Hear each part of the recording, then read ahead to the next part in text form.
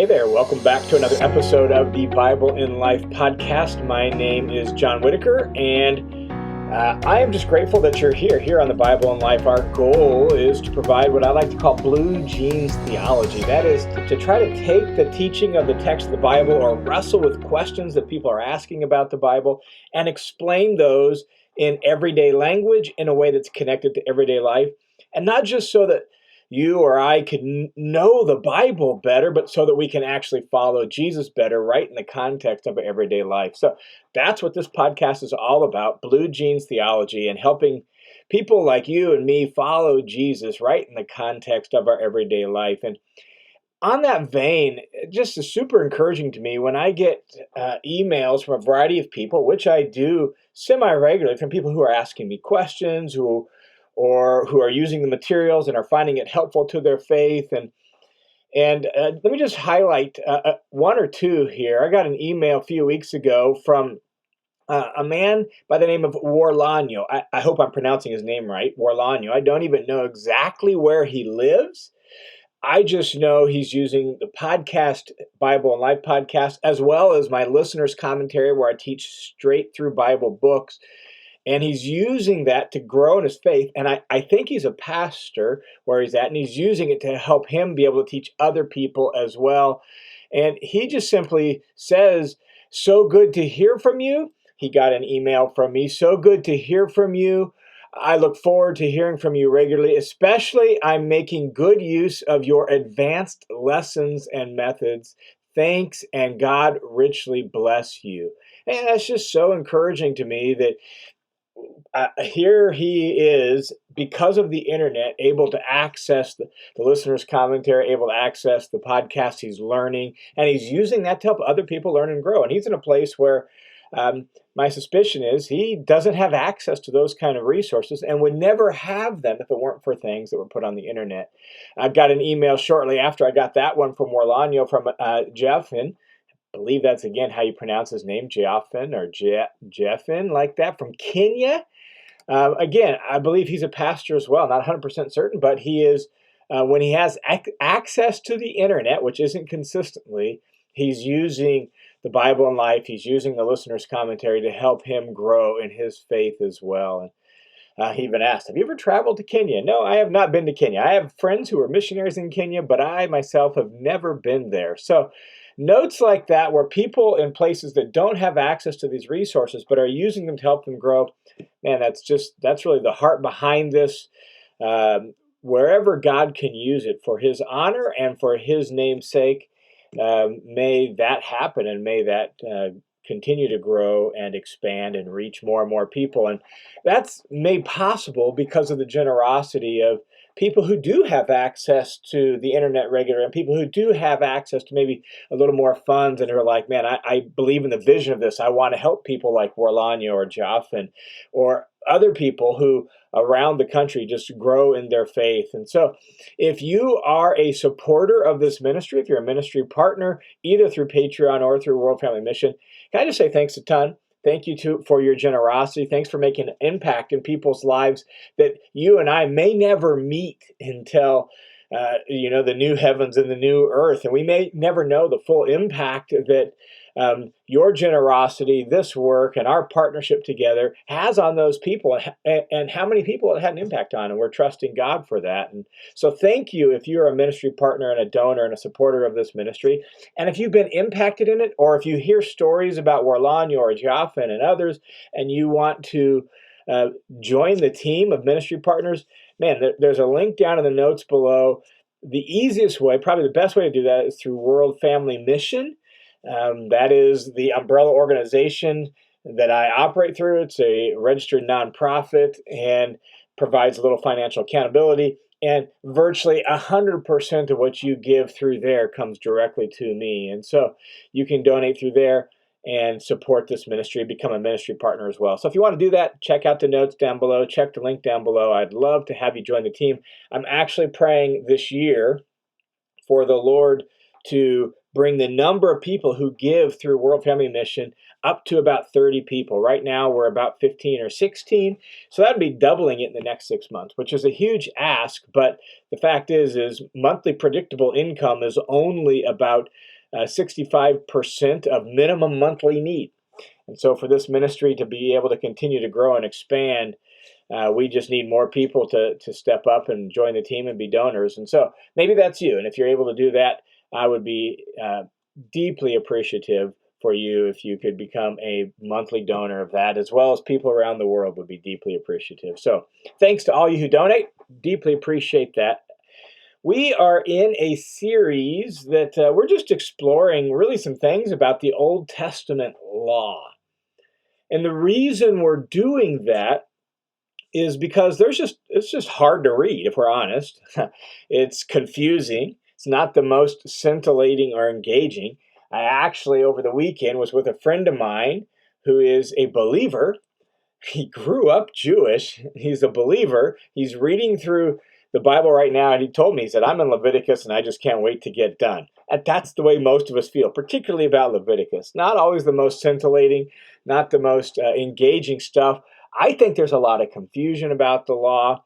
So just trying to, explore various things that will help me get some of these thoughts out on the law that I've been studying over the last decade, help me maybe clarify some of my thoughts on that, and hopefully provide some framework for some of you as you sit down to read the law.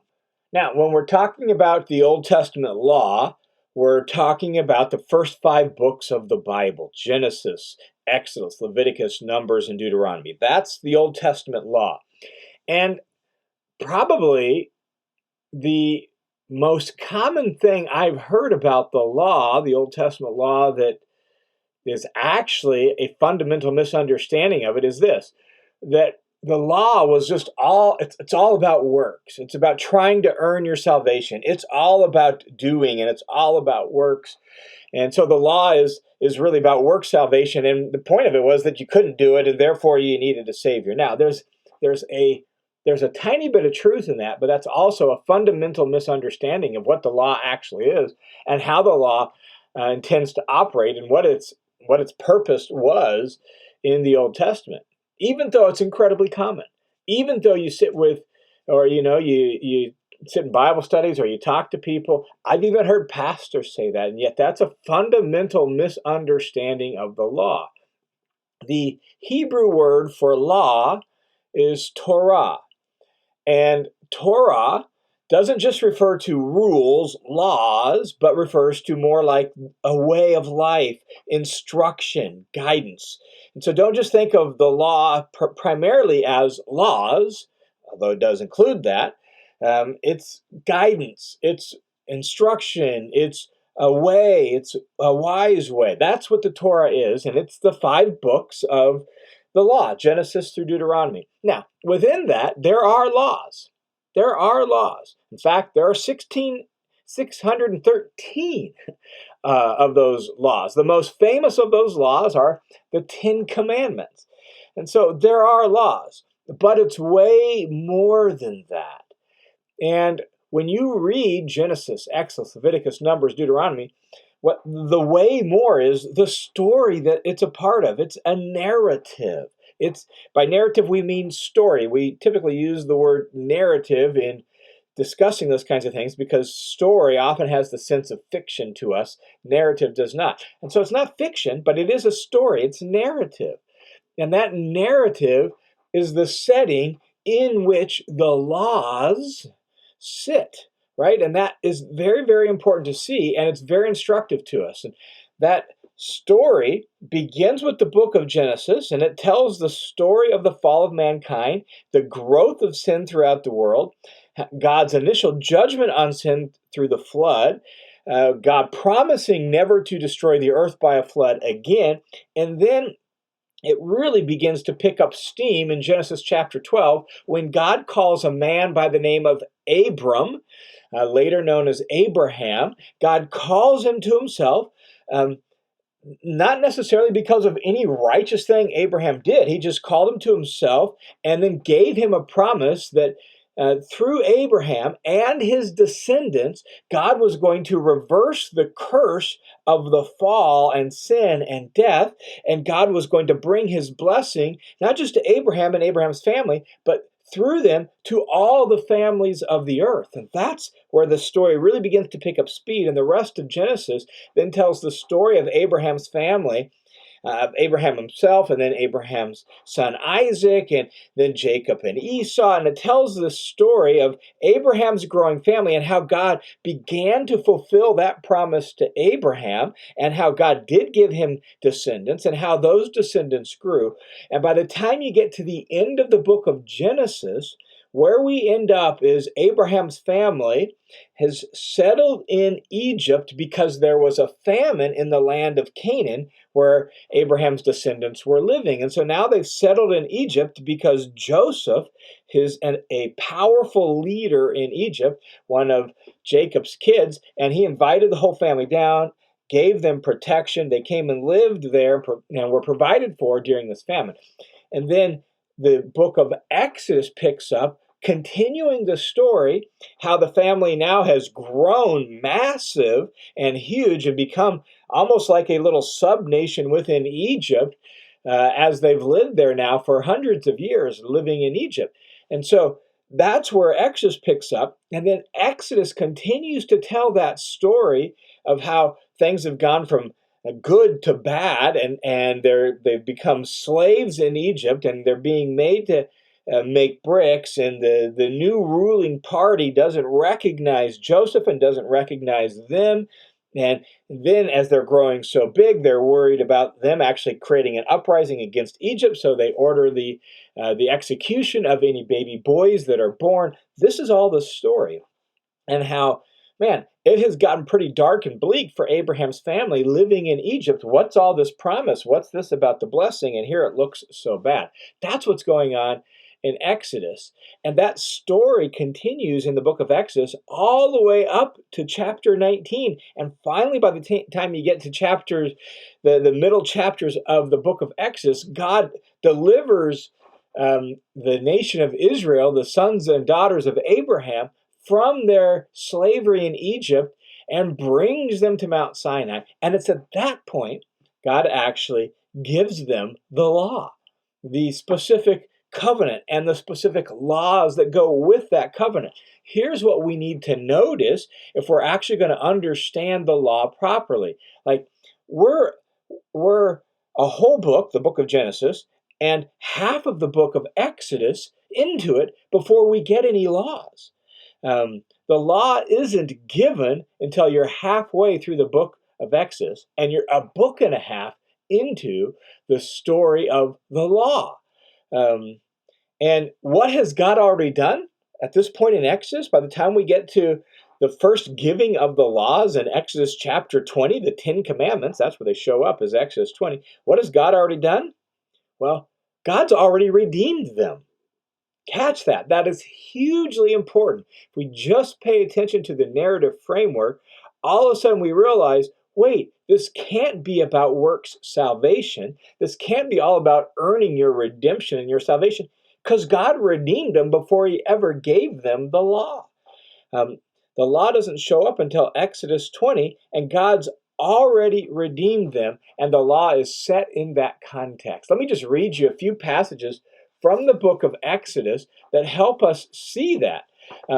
Exodus chapter 6, verses 6 through 8. Here's God's promise saying to Israel, he's heard their cry, he's seen their oppression, he knows they're slaves. Here's what God's going to do. Therefore, speaking to Moses, say to the Israelites, give this message from God to the Israelites. I am the Lord. I will bring you out from under the yoke of the Egyptians. I will free you from being slaves to them. I will redeem you with an outstretched arm and with mighty acts of judgment. I will take you as my own people, and I will be your God. Then you will know that I am the Lord your God, who brought you out from under the yoke of the Egyptians. And I will bring you to the land that I swore with an uplifted hand to give to Abraham, to Isaac, and to Jacob. I will give it to you as a possession. I am the Lord. That's Exodus 6 through 8. God's promising what he's going to do, how he's going to redeem them and how he's going to deliver them from their slavery. This is their great act of redemption. They've been redeemed, right? That's what God's going to do for them. Well, when God finally does that, he delivers them from Egypt, and they flee the Egyptians, and they pass through the Red Sea, and they make it safely through, and then the seas crash in on the Egyptian army that is now pursuing them, and they have been completely delivered, and they are free. They are free and redeemed. Here is the song of Moses and Miriam when they sing on the other side of the Red Sea this praise to God. Who among the gods is like you, O Lord? Who is like you, majestic in holiness, awesome in glory, working wonders? You stretch out your right hand, and the earth swallows your enemies. Catch this, in your unfailing love, you will lead the people you have redeemed. In your strength, you will guide them to your holy dwelling. Like, again, redemption. They've been redeemed at this moment. They've already been redeemed. No law has been given. The covenant of the law has not been sent down from Mount Sinai, and yet God redeemed them. In fact, in Deuteronomy, which comes later in the story, but the book of Deuteronomy is essentially Moses giving sermons to the kids of the people who came out of Egypt, because now they're adults. It's been 40 years, and they're ready to go into the promised land. And Moses is reminding them of all that God has done, reminding them of their redemption, and exhorting them to be faithful to God's covenant and keep the commands that he gave them. Here in Deuteronomy chapter 6, verses 20 and following, this is what Moses says to them. In the future, when your son, when your kid asks you, what is the meaning of the stipulations, decrees, and laws that the Lord our God commanded you? So, you can expect this. What's the meaning of all these laws? We often feel that way. What's the meaning of all these laws? Well, here's what you're supposed to say to him. We were slaves of Pharaoh in Egypt, but the Lord brought us out of Egypt with a mighty hand. Before our eyes, the Lord sent signs and wonders, great and terrible, on Egypt and Pharaoh and his whole household. But he brought us out from there to bring us in and give us the land he promised on an oath to our ancestors. The Lord God commanded us to obey all these decrees and to fear the Lord our God, so that we might always prosper and be kept alive, as is the case to this day. And so God redeemed them before he gave them the law. And there in Deuteronomy, what Moses is telling them is, make sure you pass on to your kids that these laws are a response to God's redemption. They're not in order to prove that we're worthy of God's redemption. They're not in order to earn God's redemption. They're a response to God's redemption, and we keep them so that it might go well for us. And as we talked about in last week's episode, that phrase in the context of Deuteronomy particularly, that it might go well for us, that we might flourish, isn't like arbitrary religious laws. It's inherent and organic, that God gave these laws because he knows how life is best to work. He knows what's best for them, so he gave them these laws. And if they'll keep them, life will work right. Society will go well, and things will go well for them in the land. And so in response to God's redemption, God graciously gave them the law, and they're being called to keep that law, not to earn their salvation, but as an expression of and gratitude for the salvation they've already been given. That's massively important as we read the law.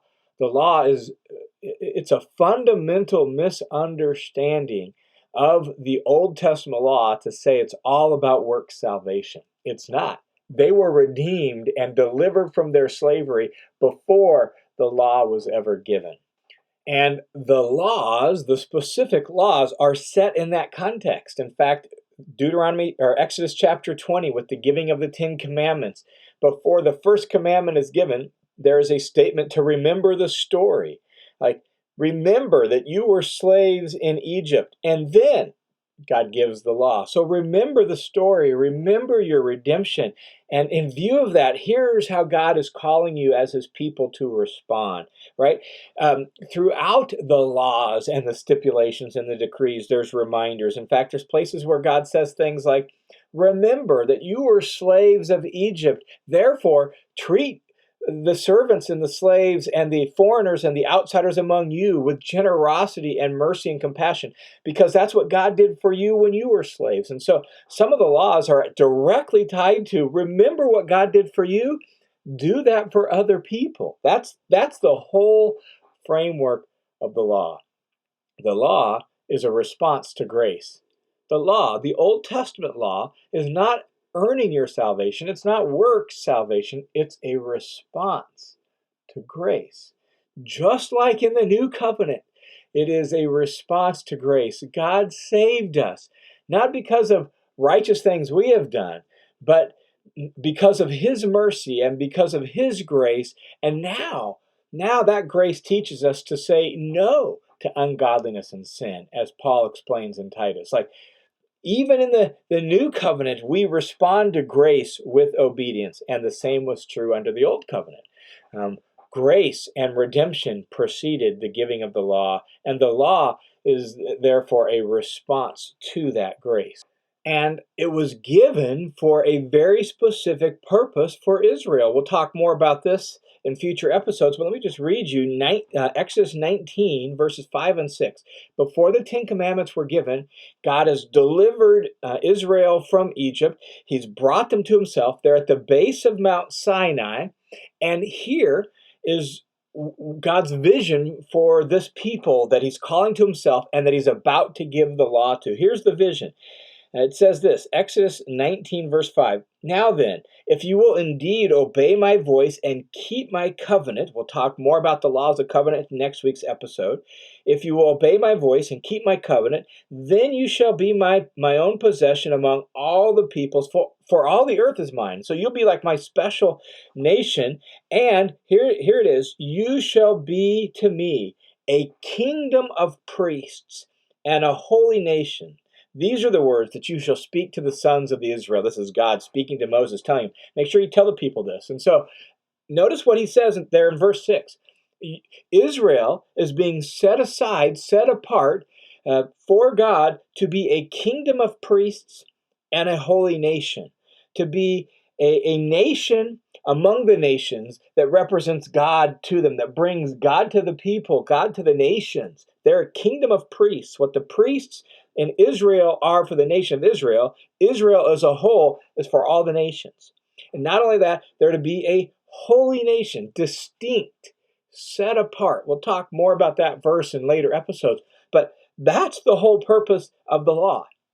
The law was given to set Israel apart as distinct among the nations, so that, as we noted last week from Deuteronomy, the nations would see them and say, there's not a single nation among us that's nearly as wise and understanding as this people. So the law was given to help them be distinct, set apart, holy among the nations, so that they could display God's wisdom and character and grace to the nations, a kingdom of priests and a holy nation. And the law was going to be the means by which that came about, if only Israel would keep it. Now, we know the rest of the story. We know Israel struggled to keep the law, failed to keep the law throughout their whole history, and as a result, the consequences and curses actually written in the law came upon them. Again, we'll talk more about that in the future. But the purpose, the goal of this whole giving of the law was not to earn their salvation. They were already redeemed. And so now, as God's redeemed people, these laws are going to form them so that they can be a light to the nations and show God's goodness and character and wisdom to the nations, so that the nations could come to know God. So, to summarize the main thing on today's episode, it's this: that the law is not works salvation. It's not earning salvation. The law is a response to God's grace in redeeming Israel out from their bondage to slavery and bringing them to himself. That's what the law is all about. And so let's be done denigrating the law and running it down by saying things about the law being purely a bunch of rules and rituals that you had to keep to earn your salvation, but no one could actually keep it. And that's why God sent Jesus. That is a caricature of really the whole biblical story and what the law is all about.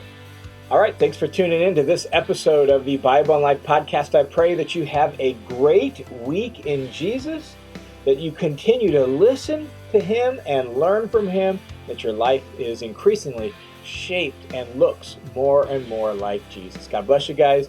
I hope you have a wonderful week. I look forward to talking to you again soon.